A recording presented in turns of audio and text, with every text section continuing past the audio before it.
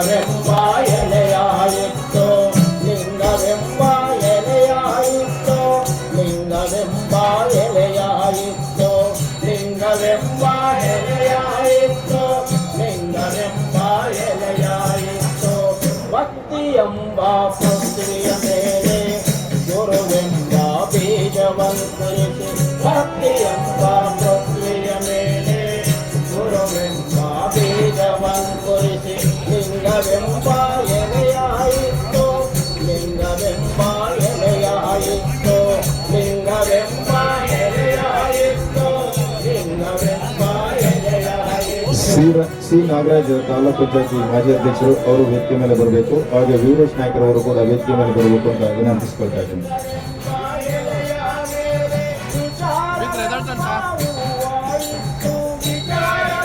C Nagaraj ಮತ್ತೆ ವೀರೇಶ್ ನಾಯ್ಕ.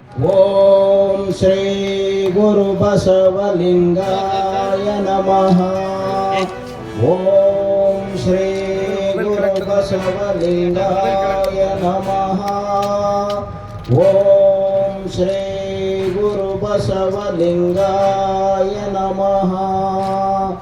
ಓಂ ಶ್ರೀ ಸಂಕ್ರಾಂತಿ ಆದ ನಂತರದಲ್ಲಿ ಏನು ಹೊಸ ಬದಲಾವಣೆ ಮಾತಾಡಿ ರಾಜಕೀಯದಲ್ಲಿ ಅವರು ಸಿ ಎಂ ಇದ್ದಾರೆ, ಪ್ರತಿ ಸಾರಿ ಹೋಗ್ತಾರವ ಅದರಿಂದ ಚರ್ಚೆ ಏನು ಅವಶ್ಯಕತೆ ಇಲ್ಲ. ಈ ಬಾರಿ ಗೊತ್ತಿಲ್ಲ ಅದು ಆಸಾಮು ಸಭೆ ಕೂಡ ಹೋಗಿರ್ಬೋದು. ಅದಕ್ಕಿಂತ ಹೆಚ್ಚು ಕೆಲಸದ ಅವಶ್ಯಕತೆ ಇಲ್ಲ. ಈಗಂತ ಅವಶ್ಯಕತೆ ಇಲ್ಲ, ಚುನಾವಣೆ ಬಂದಿದೆ. ಈಗ ಆಸಾಮ್ ಚುನಾವಣೆ ಇದೆ.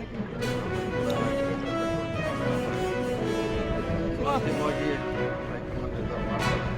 ಈಗಂತ ಅವಶ್ಯಕತೆ ಇಲ್ಲ. 21 ಕೂಡ ಬಂದಿದೆ. ತಾವೆಲ್ಲ ಟೀಮ್ ಡೆಲ್ಲಿ ಹೋಗ್ತಾ ಇದ್ದೀವಿ. ನಮ್ಮ ಇಲಾಖೆ ಕೆಲಸ ಇದೆ, ನಾವು ಹೋಗ್ತಾ ಇದ್ದೀವಿ. ಇಲಾಖೆ ಕೆಲಸ ಯಾಕಂದ್ರೆ ಕರ್ನಾಟಕ ಬೋರ್ಡ್ ನಮ್ಮ ಮಧ್ಯದಲ್ಲಿ ಇರೋದ್ರಿಂದ ಹೊಸ ಹೊಸ ಕಂಟೆಂಟ್ ಮಾಡ್ತಾರೆ.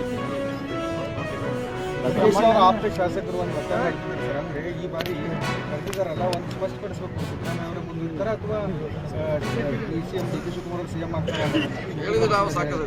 ಹೌದು, ಅಂದರೆ ಶಾಸಕರೇ ಒತ್ತಾಯ ಮಾಡ್ತಿದ್ದಾರೆ. ಅಂತಿಮವಾಗಿ ಹೈಕಮಾಂಡ್ ನಿರ್ಧಾರ ಎಲ್ಲರಿಗೂ ಅಂತಿಮ. ಅವ್ರು ಹೇಳಿದ್ರು ಆಗ್ಬೇಕಂತ ಎಲ್ಲರಿಗೂ ಆಸೆ ಇದೆ. ಹೇಗಿತ್ತು ಅಂತ ಆಗಬೇಕು ಎಲ್ಲರದ್ದು ಇದೆ. ಒಬ್ಬರೇ ಅಲ್ಲ, ಎಲ್ಲ ಕಡೆ ಇಡೀ 140 ಜನರು ಆಸೆ ಇದೆ. ಬೇಗ ಇತ್ಯರ್ಥ ಆಗಬೇಕು. ಸಂಕ್ರಾಂತಿ ನಂತರದಲ್ಲಿ ಏನು ಹೊಸ ಬದಲಾವಣೆ ಆಗ್ತಿದೆಯಾ? ಅದು ಗೊತ್ತಿಲ್ಲ, ನಮ್ಮ ಕೈಲಿಲ್ಲಲ್ಲ, ಎಲ್ಲಿದೆ ಅದು ಮಾಡೋದು ಬಿಡೋದು. ಆದರೆ ಅದು ಬದಲಾವಣೆ ಈಗ ಸಂಕ್ರಾಂತಿ ನಂತರದಲ್ಲಿ ಚನ್ನಗಿರಿ ಶಾಸಕರು ಹೇಳ್ತಾ ಇದ್ದಾರೆ D K she C M ಆಗ್ತಾರೆ. ಈಗ ಅದೇ ಚನ್ನಗಿರಿಯಲ್ಲಿ ಈಗ ಸಾವ್ಕಾರ್ ಸಿ ಎಂ ಆಗ್ಬೇಕು ಅಂತ ಬ್ಯಾನರ್ಗಳು ಈಗೆಲ್ಲ ಮುಂದೆ ಈ ಅವಧಿಗೆಲ್ಲ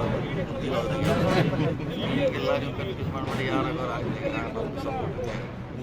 ಅದೇನಿದ್ರು ನಮ್ಮ ಮುಂದಿರೋ ಅವಾಗ ಅಡ್ವಾನ್ಸ್ ಆಗಿ ಅವರು ಕ್ಲಿಯರ್ ಮಾಡ್ತಾರೆ.